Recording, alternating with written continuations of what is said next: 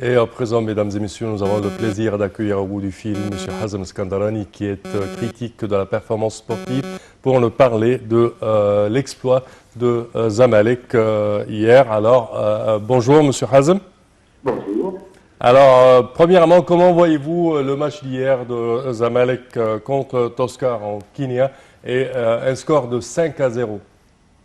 Oui, bien sûr, ce score est très prometteur pour Zamalek. Oui. Et malgré les difficultés et les problèmes administratifs que Zamalek a connus pendant les derniers mois, effectivement, c'est un grand exploit. Et c'est très prometteur pour justement le Tour de 16. Donc, quand on voit Zamalek l'année dernière, sa performance n'était pas à la hauteur, justement, de son grand nom en Afrique. Oui. Mais cette année, malgré les difficultés, malgré les pénalités que Zamalek a eues justement de la FIFA cette année, mais on a vraiment un grand espoir que Zamalek sera capable au moins d'arriver en finale de la Coupe africaine cette année. Alors, c'est la deuxième participation à Zamalek, ou c'est sa deuxième fois que Zamalek pourra participer à la Ligue des champions africaine. Ça nous fait plaisir de voir que malgré les difficultés, malgré la crise sanitaire, nos clubs restent avec un niveau correct par rapport au continent.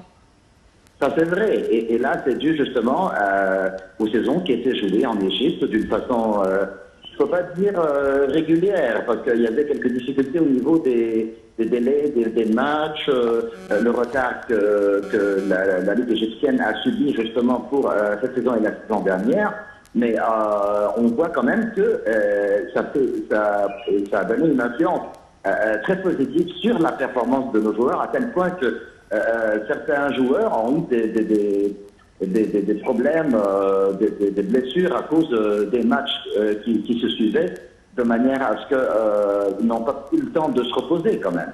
Quand on regarde Magdi Afshar comme un exemple, justement, on voit qu'il jouait avec l'Ali jusqu'à la finale, la Coupe du Monde, la Coupe le Supercoupe d'Afrique et de l'Égypte.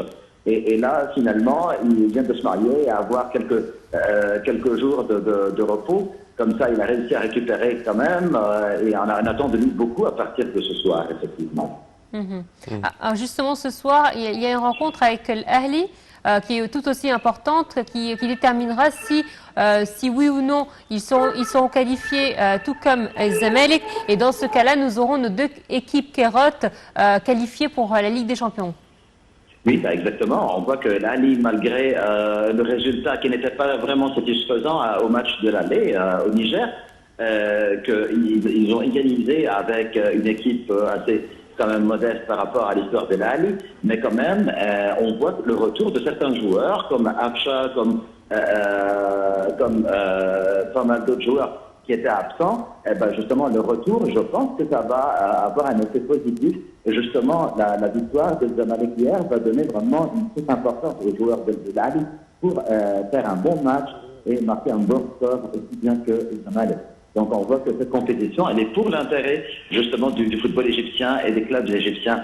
Et donc là, ça va monter finalement le niveau des joueurs de notre équipe, de nos clubs dans les championnats africains. Et bien sûr, on se prépare aujourd'hui pour la CAN, qui va avoir lieu au début de l'année prochaine. Donc là, ça va être reflété sûrement sur le niveau général de nos joueurs, soit au niveau des clubs ou au niveau de l'équipe nationale. Oui. Monsieur Hazem, si on parle des grands rivaux de l'Ali et de Zamalek au cours de cette compétition, quels sont les grands clubs qui rivalisent quand même cette compétition? On voit que la plupart des clubs, justement, à partir des niveaux justement de l'année dernière et au niveau des ligues africaines, on voit que c'est toujours le cas, toujours les mêmes. On voit Taraji qui est toujours qui représente une compétition importante pour les équipes des clubs égyptiens. On voit aussi Raja du Maroc, on voit justement d'autres joueurs des équipes, surtout marocaines et tunisiennes, qui sont là. Mazembe, il a du mal à récupérer, à se retrouver entre les grands aujourd'hui, à cause de l'absence de certains joueurs, après avoir vendu pas mal de grands joueurs justement en Europe, ils ont du mal à se rattraper, justement. Et donc là, je vois que justement cette année, ce sera pareil comme les années dernières. Les dernières années, les équipes de l'Afrique du Nord, surtout notamment la Tunisie et le Maroc, et possiblement les équipes algériennes également. Alors, je ne sais pas si vous êtes d'accord, mais j'ai l'impression que les joueurs de foot sur le plan mondial, hein, pas uniquement en Égypte, il y a un petit laisser-aller. On a l'impression qu'ils ont conforté leur place. Aujourd'hui, un joueur ne fait plus les mêmes efforts, n'est plus la star qu'étaient autrefois les joueurs de foot. C'est-à-dire que si on cite des joueurs, on va en citer quelques-uns, mais même ces joueurs, moi par exemple, je prends l'exemple de Messi, qui avait été très arrogant avec son entraîneur il y a quelques semaines lorsqu'il est sorti du terrain. On n'a pas l'impression qu'on a des joueurs, on a l'impression qu'on a des star people sur le terrain. Oui. Allô? Oui, vous m'entendez? Oui, Oui, allez-y. Oui, je suis d'accord avec votre point de vue totalement. Je vois qu'effectivement, le niveau en général des joueurs dans le monde ont commencé à baisser, avec une exception de certains joueurs justement qui ont brillé, comme Haaland et Mo Salah bien sûr, qui sont montés d'une façon extraordinaire. Ils ont réussi à travailler bien sur eux-mêmes. Et de notre côté, on voit que Messi, quand même, il a du mal jusqu'à présent à surmonter les difficultés de quitter Barcelone. mais on a l'impression que au final, c'est du business parce que on a l'impression que le Paris Saint-Germain, en fait, on voit que le problème de business, par exemple, dans la Barça, a commencé déjà avec Suarez quand il a quitté la Barça pour l'Atlético et ça continuait. C'était une chaîne, vous voyez, et des anneaux dans les chaînes qui tombent l'un après l'autre. Effectivement, on voit que ça a commencé par Suarez, on est passé après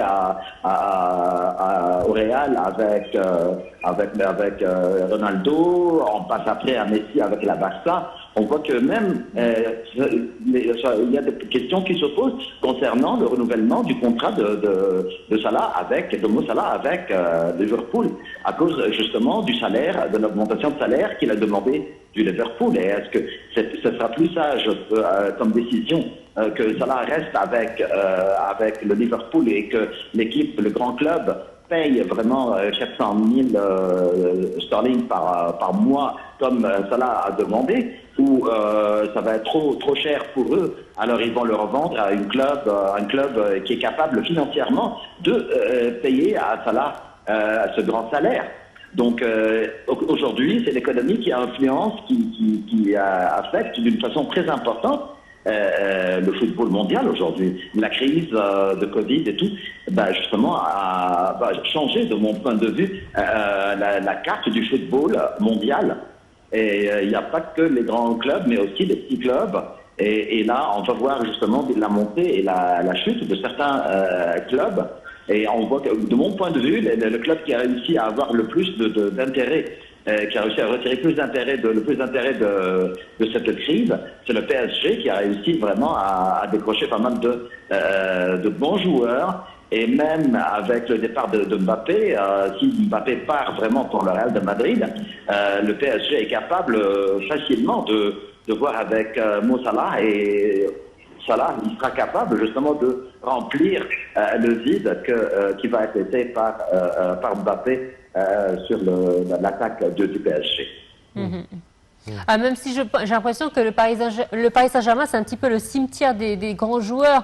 C'est-à-dire que c'est une banque à argent, ils donnent beaucoup d'argent, mais au final, les joueurs ne donnent pas la performance qu'ils devraient donner. Je prends l'exemple, par exemple, de Neymar. Oui, ça c'est vrai. Neymar, en tout cas, il est rassuré là où il est. Au PSG, il est bien payé, il est bien stable, sa popularité elle est extraordinaire. Mais au niveau de la performance, il déçoit. Nous rencontrons des difficultés de son. Monsieur Hazem Skandarani, merci à vous d'avoir été des nôtres ce matin dans notre programme Bonjour Égypte. Nous regrettons cet incident bien évidemment technique et nous vous remercions chaleureusement d'avoir été des nôtres ce matin. Et voilà, donc c'est ainsi donc que prend fin cette édition. Merci de votre fidélité. Merci Sam. Merci Noah, merci chers téléspectateurs et bonne suite de programme. Au revoir.